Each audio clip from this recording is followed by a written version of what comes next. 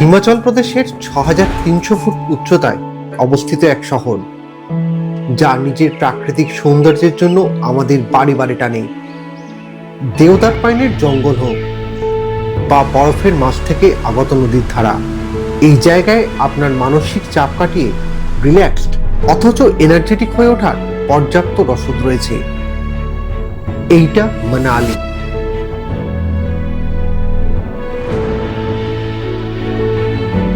তবে এই জায়গার আরেকটা নাম আছে, ভ্যালি অফ গড। সেটা কেন, সেই খোঁজেই আজ বেরোচ্ছি এই শহরকে এক্সপ্লোর করতে, আর সঙ্গে একটা ছোট্ট কিন্তু ভয়ঙ্কর অ্যাডভেঞ্চারও করব।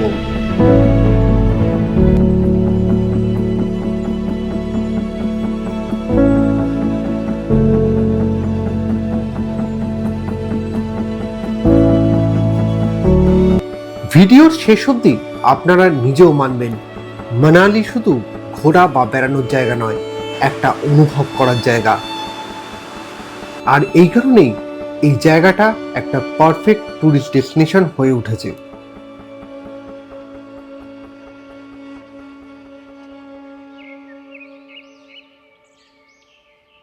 দিনটা ছিল 19শে এপ্রিল। সকালে রুমের বাইরে বেরিয়ে দেখলাম একদম ঝকঝকে পরিষ্কার আকাশ, আর দূরের পাহাড়গুলো পুরো বরফে ঢাকা। গুড মর্নিং, নমস্কার। আমি অভিক, আপনাদের হোস্ট আর ট্রাভেল ডেস্টিনেশনস উইথ অভিক পরিবারের পক্ষ থেকে একটা সম্পূর্ণ নতুন ব্লগে আপনাদের প্রত্যেককে স্বাগত। এই মুহূর্তে আমি আছি মানালিতে, আমাদের হোটেলের ব্যালকনিতে।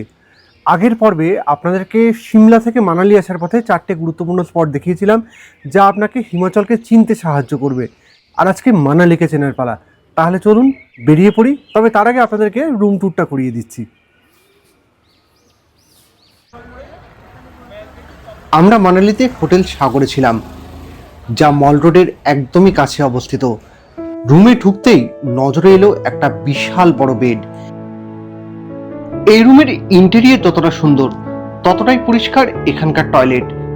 টয়লেটে গিজার এবং কমোডের ব্যবস্থা ছিল। তাছাড়া রুমে ড্রেসিং টেবিল, সোফা, আলমারি এবং টিভির ব্যবস্থাও ছিল। এবারে আসি রুমের ভাড়ার প্রসঙ্গে। এই রুমটার ভাড়া আমাদের পড়েছে কিন্তু একদিনের জন্য 1200 টাকা। এখন মানালিতে অফ সিজন, সেই জন্য 1200 টাকা। এবার এটা কিন্তু সিজন ওয়াইজ এই রুমের ভাড়া বাড়তেও পারে, কমতেও পারে। সেটা এবার আপনারা সিজন যেরকম সময় আসবেন তার উপর কিন্তু রুমের ভাড়া নির্ভর হবে। মানালিতে যেমন বিভিন্ন অ্যাডভেঞ্চারাস অ্যাক্টিভিটি হয়, তেমনি এখানে দেখার জন্য বহু দর্শনীয় স্থান আছে। অতএব সাইট সিনের জন্য কিন্তু একটা দিন পুরো রেখে দেবেন। তাহলে প্রথম থেকেই প্রথমটা শুরু করি। এই কথাটার মানে মনু টেম্পল দেখার পর ঠিকই বুঝতে পারবেন। নিউ মানালির মল রোড থেকে মনু টেম্পলের দূরত্ব 3 কিলোমিটার মতো। এই মন্দিরে শান্তি এবং স্নিগ্ধতা আপনি অনুভব করতে পারবেন। যেমন সুন্দর এই মন্দিরের লোকেশন, আর তেমনই সুন্দর এই মন্দিরের আর্কিটেকচার। এই মন্দিরের গঠনশৈলী হচ্ছে প্যাগোডা স্টাইলের, যা কিনা দক্ষিণ পূর্ব এশিয়ার যে মন্দিরগুলো আছে তাতে দেখতে পাওয়া যায়। আর এই মন্দির ওল্ড মানালিতে অবস্থিত। এখানে পৌঁছাতে গেলে আপনাকে ওল্ড মানালির ব্রিজের পাশ দিয়ে স্থানীয় গাড়ি ভাড়া করে বা পায়ে হেঁটে পৌঁছাতে হবে। এই মন্দিরটি ভারতে অবস্থিত একমাত্র মন্দির যা রাজা মনুকে উৎসর্গীকৃত। তাহলে মনুকে সেটাই আগে জেনে নিন। রাজা মনু বা ঋষি মনু, যেটাই বলুন না কেন, আমাদের পুরাণ অনুসারে বা হিন্দু পুরাণ অনুসারে তিনিই প্রথম মানুষ হিসাবে আবির্ভূত হন।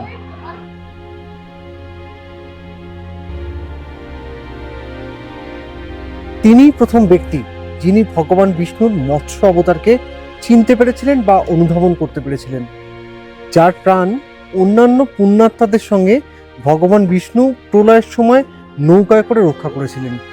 শাস্ত্র মতে বলা হয় বা পুরাণ মতে বলা হয়, ঠিক এই জায়গা থেকেই কিন্তু ঋষি মনু কিন্তু প্রলয়ের পর জীবনের আবাস শুরু করেছিলেন, এবং সেখান থেকেই এই জায়গার নাম হয়েছে মনুর আলয়, মানে মনুর আবাসস্থল। আর সেখান থেকেই আজকের এই জায়গার নাম হয়েছে মানালি। আমরা বেশিরভাগ টুরিস্টই মানালি ঘুরতে এসে নিউ মানালি ঘুরেই বাড়ি চলে যাই। ইনফ্যাক্ট এটাকে আমরাও নিউ মানালি ঘুরেই বাড়ি চলে গেছি। তবে আজ আমি ধন্য যে মানালির সত্যযুগের এই হিডেন জেমটা দর্শন করার সুযোগ আমার হলো।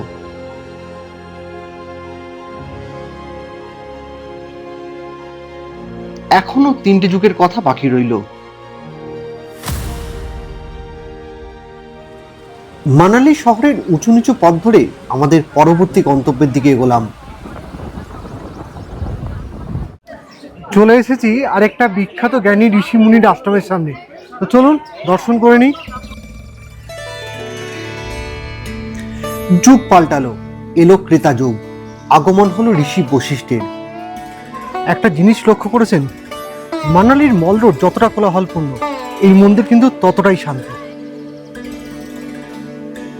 ঋষি বশিষ্ঠ শুধু রামচন্দ্রেরই নয়, সমস্ত রঘুকুলেরই রাজগুরু ছিলেন। শিক্ষা থেকে শুরু করে রাজত্ব সংক্রান্ত সমস্ত সিদ্ধান্ত রাজা ওনার সঙ্গে আলোচনা করে তবেই নিতেন। মন্দির 4000 বছরের পুরনো, আর এই মন্দিরের গঠনশৈলী দেখার মতো। আর এখানে গুরু বশিষ্ঠের মন্দিরের পাশাপাশি আরো 2টো মন্দির আছে। এখানে রামচন্দ্র, মহাদেব এবং বশিষ্ঠ মুনির আলাদা করে মন্দির নির্মাণ করা হয়েছে। এই মন্দিরের গঠনশৈলী আর খোলা জায়গার বিউটি তো অতুলনীয়। তাছাড়াও এখানে একটা হট স্প্রিং আছে বা উষ্ণ প্রস্রবণ আছে। চলুন এবার সেটা দর্শন করা যাক। হট স্প্রিং এর জলের ঔষধি গুণ বিদ্যমান। এখানে পুরুষ ও মহিলাদের পৃথক স্নানের ব্যবস্থা আছে। শুরু করেছিলাম রাজা মনুর সম্পর্কিত তথ্য নিয়ে। এবারে পৌঁছলাম দাপর যুগে, যখন এই স্থানটা ছিল পুরো জঙ্গলাবৃত আর বাস করত রাক্ষসেরা। রাক্ষসের রাজা ছিলেন হিড়িম, আর তার বোনের নাম হলো হিড়িম্বা। আমি এই মুহূর্তে আছি মানালির বিখ্যাত হিড়িম্বা দেবীর মন্দিরের সামনে।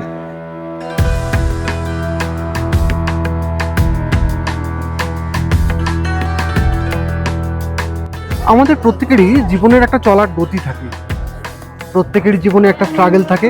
ঠিক একই রকম ভাবে এই মন্দিরও কিন্তু প্রতিনিধিত্ব করে একজন রাক্ষসের দেবীতে রূপান্তরিত হওয়ার গল্প। যতুগৃহ ঘটনার পর পঞ্চপাণ্ডব এবং মাতা কুন্তী এখানে এসেছিলেন। বলতে পারেন ভাগ্যই হয়তো এনাদেরকে এখানে টেনে এনেছিল।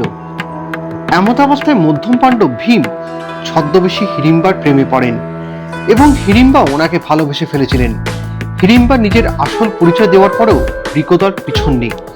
তিনি হিড়িমকে হত্যা করে হিড়িম্বাকে বিবাহ করেন। ঘটোৎকচের জন্মের পর মা কুন্তীর শর্ত অনুযায়ী পঞ্চপাণ্ডব এবং মাতা কুন্তী সবাই কিন্তু জঙ্গল ছেড়ে চলে যান। পেছনে পড়ে থাকে হিড়িম্বা আর তার সন্তান। তারপর তিনি এখানে তপস্যা শুরু করেন। আর আমরা জানি তপস্যা বা যোগ সাধনার ফল কি হতে পারে। এর থেকে নেগেটিভিটি মানে রাক্ষস রূপ থেকে উনি আস্তে আস্তে রূপান্তরিত হন পজিটিভ রূপ বা দেবী রূপে। এখানকার স্থানীয় মানুষরা ওনাকে দেবী রূপে পূজা অর্চনা শুরু করে। তবে একটা জিনিস মানতে হবে, এই মন্দিরের আশেপাশে জঙ্গলের পরিবেশ কিন্তু আজও একই রকম।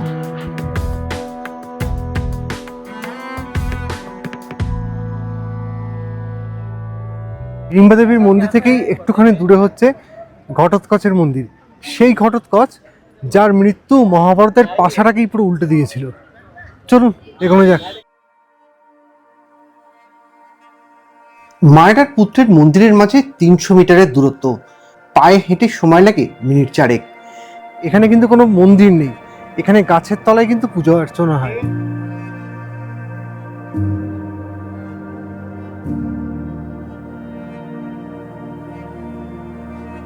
পিতার এক আদেশেই ঘটোৎকচ চলে গেলেন মহাভারতের যুদ্ধে অংশগ্রহণ করতে। বিশাল দেহে ঘটোৎকচ যুদ্ধে একের পর এক কৌরব সেনাকে হত্যা করতে শুরু করলে তাদের মধ্যে ত্রাহি ত্রাহি রব পড়ে যায়। বাধ্য হয়ে মহারথী কর্ণ বাণ নিক্ষেপ করেন, সেই বাণটাই যেটা তিনি অর্জুনকে হত্যার জন্য রেখে দিয়েছিলেন। ধন্য সেই পুত্র যে মৃত্যু নিশ্চিন্ত জেনেও পিতৃদেশ লঙ্ঘন করেনি। ততোধিক ধন্য সেই মাও যে তার পুত্রকে কর্তব্য পালনে কোনো রকম বাধা দান করেনি। এর আগের পর্বে আপনাদেরকে আমি সিমলা ঘুরিয়েছিলাম, যা কিনা আমাদের কাছে হিল স্টেশন হিসেবে পরিচিত। আর এই পর্বে আপনাদেরকে আমি ঘোরাচ্ছি মানালি, যেটা আমরা হিল স্টেশন বেসিক্যালি বলে থাকলেও এটা কিন্তু একটা মিডো বা ভ্যালি, চারদিকে পাহাড় আর মাঝখানে সমতল জায়গা যার পাশ দিয়ে নদী বয়ে যায়। তাহলে প্রশ্ন হলো, মানালি কোন পর্বত দ্বারা পরিবেষ্টিত? উত্তর হলো হিমালয়ের পীরপাঞ্জাল এবং ধওলাধর রেঞ্জ দ্বারা মানালি পরিবেষ্টিত। আগেই আপনাদেরকে বলেছি মানালি একটা ভ্যালি, যে কারণে এখানে অনেক ওয়াটারফলস আপনারা পেয়ে যাবেন, কিন্তু সব যদি ওয়াটারফলস দেখতে যান তাহলে ব্যাপারটার অ্যাট্রাকশন চলে যাবে। এ কারণে আপনারা একটা বা দুটো ওয়াটারফল সিলেক্ট করে নেবেন এবং তারপর সেগুলো দেখবেন। না, এখানকার সব থেকে dangerous are popular waterfalls Yogini waterfalls দেখতে চললাম। যোগিনী ওয়াটারফলস মানালির অন্যতম উচ্চ জলপ্রপাত, সে কারণে এটা ফেমাস আর তার সঙ্গে ডেঞ্জারাসও। কেন কথা বললাম সে তো এক্ষুনি বুঝতে পারবেন। যোগিনী ওয়াটারফলস সমুদ্রপৃষ্ঠ থেকে ৭,২৪৩ ফুট উচ্চতায় অবস্থিত। এই মনোমুগ্ধকর হিমালয়ের শোভা আমাকে বারে বারে বাধ্য করেছে থেমে যেতে, আর এই জঙ্গলে হাঁটার অভিজ্ঞতা তো অতুলনীয়।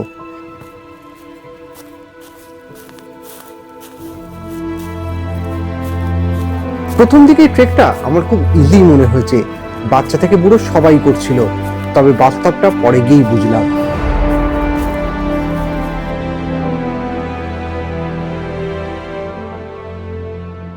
যে কোনো জায়গায় ট্রেকিং করতে গেলে চারটে জিনিস লাগে। এক নম্বর হচ্ছে শুকনো মাটি, দু নম্বর হচ্ছে ভালো জুতো, তিন নম্বর হচ্ছে সঙ্গে জল, আর 4 নম্বর হচ্ছে কিছু ড্রাই ফ্রুটস। তো আমি আপাতত খিদে পেয়ে গেছে, একটু ড্রাই ফ্রুটস খেয়ে নিই। আপনারা ততক্ষণে এই নেচারটাকে একটু উপভোগ করুন। একদিকে বরফাবৃত পীরপাঞ্জালের শৃঙ্খ, আর অন্যদিকে কখনো আপেলের বাগান, আবার কখনো দেওদার পাইনের জঙ্গল, আর এর মাঝখান দিয়ে হেঁটে যাওয়া।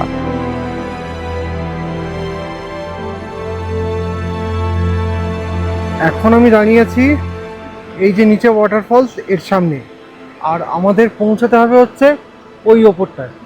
আমি জুম করে দেখাচ্ছি, এই হচ্ছে আমাদের টার্গেট, ঠিক আছে? আর এই হচ্ছে রাস্তা, এই দেখুন, এই দেখুন লোকে উঠছে, এই হচ্ছে রাস্তা, লোকে উঠছেই দেখুন। আর এই কারণেই এই ওয়াটারফলসটা খুব সুন্দর হলেও খুব ডেঞ্জারাস। দেখা যাক আমরা কত দূর এগোতে পারি। এতক্ষণ অব্দি রাস্তাটা খুবই সহজ, তারপর এলো এই ঝর্ণাটা। দেখতে যতই সুন্দর লাগুক না কেন, এর জল ছিল কিন্তু সেই রকমেরই ঠান্ডা। এই নদী পেরোতে গিয়ে আমার পা তো পুরো ফ্রিজ হয়ে গেছিল।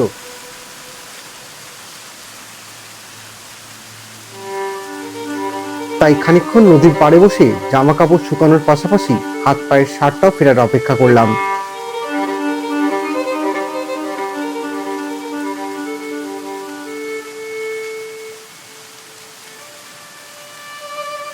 এরপর ট্রেকটা বেশ খানিকটা কঠিন হতে শুরু করলো, চড়াই বাড়ার পাশাপাশি রাস্তাটাও বেশ খানিকটা খারাপ হয়ে উঠলো।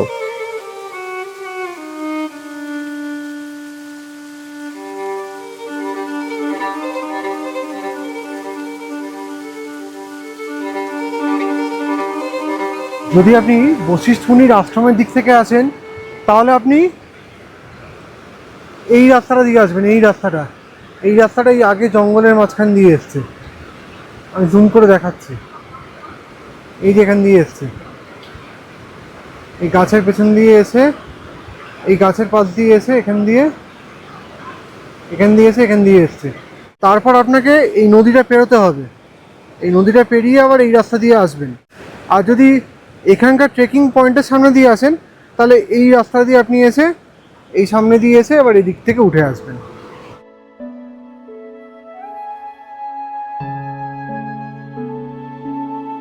এই ট্রেকটায় আমায় সব থেকে বেশি সাহায্য করেছে এখানকার ওয়েদার, না বেশি গরম না বেশি ঠান্ডা। তাই আস্তে আস্তে চড়াই ভেঙে ফেললাম, আর দেখতে দেখতে পৌঁছে গেলাম এই ঝর্ণার দ্বিতীয় ধাপে।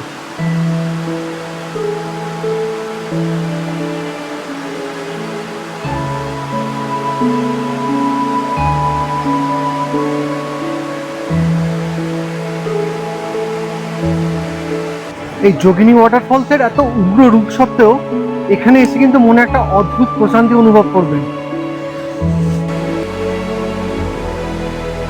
যদি আপনি এই ফলসটা দেখে মুগ্ধ হন তাহলে একটু দাঁড়িয়ে যান, আসল ফলসে পৌঁছানো এখনো বাকি আছে। তবে তার আগে আমার এই মেমোরি চিপে একটুখানি এই বিউটিটা স্টোর করে নিই।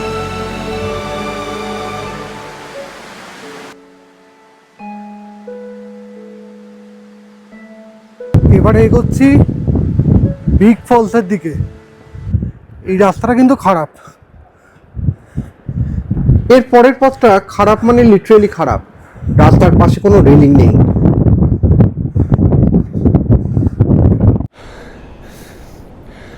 পথে বড় বড় পাথর আর কাদা মাটি।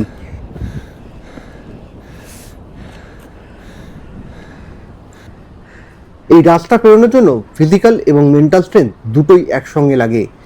কিছু কিছু জায়গায় তো বসে বসে উঠেছি।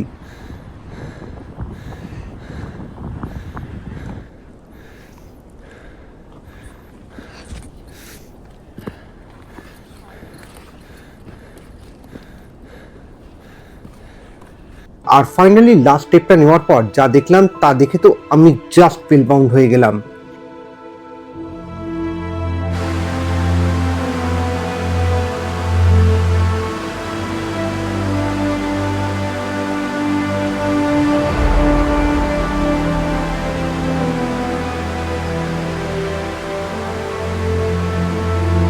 হিমালয়ের বরফ ঢাকা মানালির সৌন্দর্য একদিকে, আর এই ঝর্ণার বিউটি আরেকদিকে। একটা ছোট্ট রিস্কের বদলে এই বিশাল ওয়াটারফল।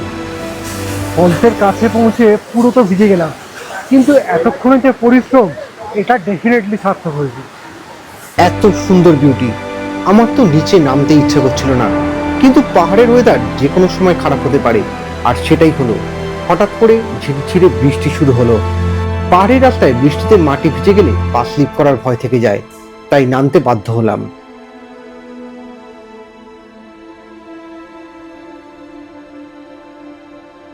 এতক্ষণ আপনাদেরকে তো বিভিন্ন শান্ত জায়গায় ঘোরালাম, এবারে আপনাদেরকে নিয়ে যাই মানালির জমজমাট জায়গা মল রোডে। চলুন।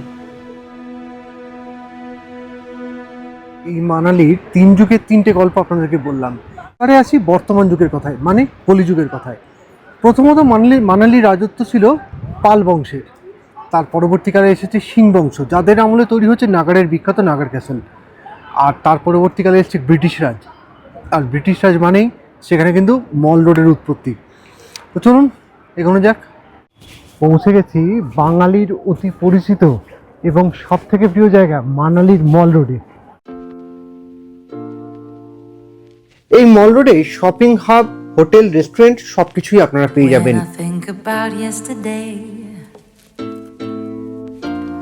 সারাদিন তো অনেক ঘোরাঘুরি করলাম, এবারে পেয়েছিল খুব খিদে, তো 1 প্লেট মোমো আর 1 প্লেট চাউমিন অর্ডার দিয়েছি মানালিতে ফিরে। তো চাউমিনের দামও হচ্ছে 100 টাকা ভেজ চাউমিন, আর মোমোর দামও হচ্ছে 100 টাকা ভেজ মোমো। তবে মল রোড জমজমাট হয়ে ওঠে রাতের দিকে।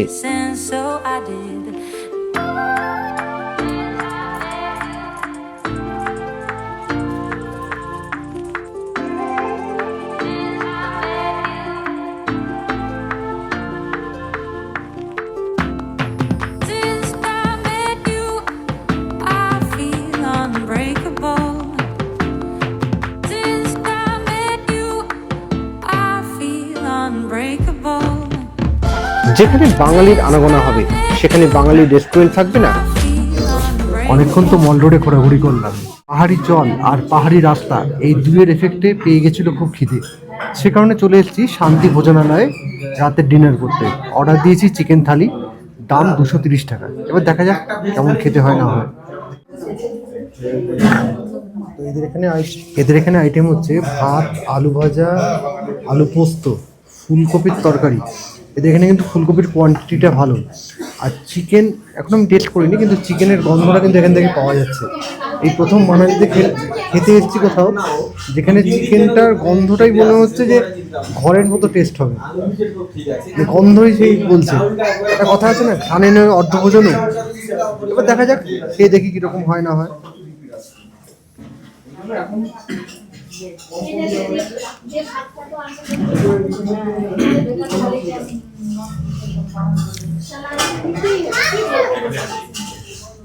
This is the best restaurant as per I have tested in Manali in this tour. এখন অব্দি মানালিতে যে কটা জায়গায় খেয়েছি তার মধ্যে সব থেকে ভালো হচ্ছে এইটা।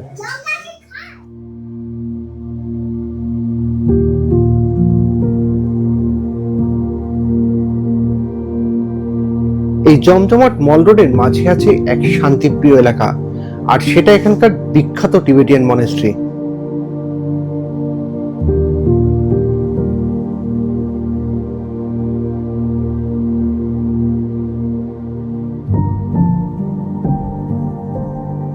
আমি এই মুহূর্তে আছি হিমালয়ান নিয়ানমিপা বুদ্ধিস্ট মনেস্ট্রিতে।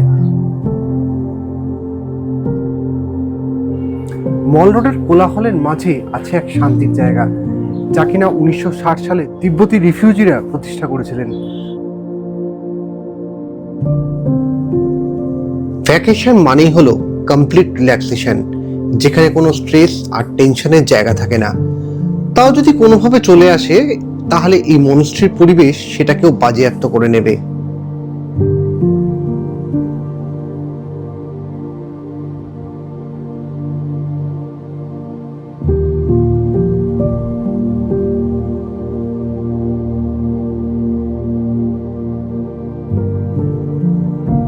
আমিও একই জিনিস ফিল করলাম, স্পেশালি গৌতম বুদ্ধের এই মূর্তি দেখে।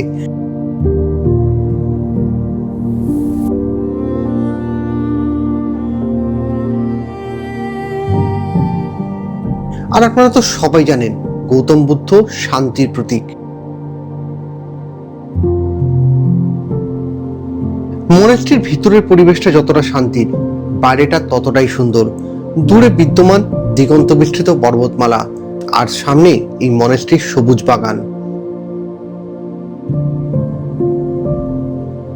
এই মনেস্ট্রির প্রতিটা শিরা এবং উপশিরায় আপনি প্রার্থনার ধ্বনি অনুধাবন করবেন।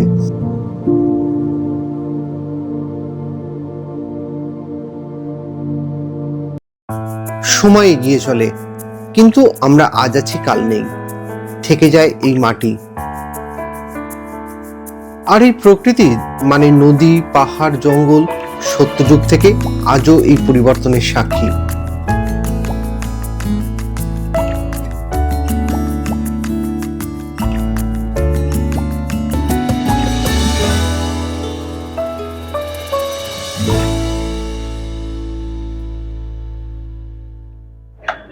আজকের মতো ব্লগ এখানেই শেষ করছি। দেখা হবে পরবর্তী পর্বে আবার নতুন কোনো গল্পের সঙ্গে। ততক্ষণ সুস্থ থাকবেন, সাবধান থাকবেন, আর হ্যাঁ, অবশ্যই ভালো থাকবেন। টাটা।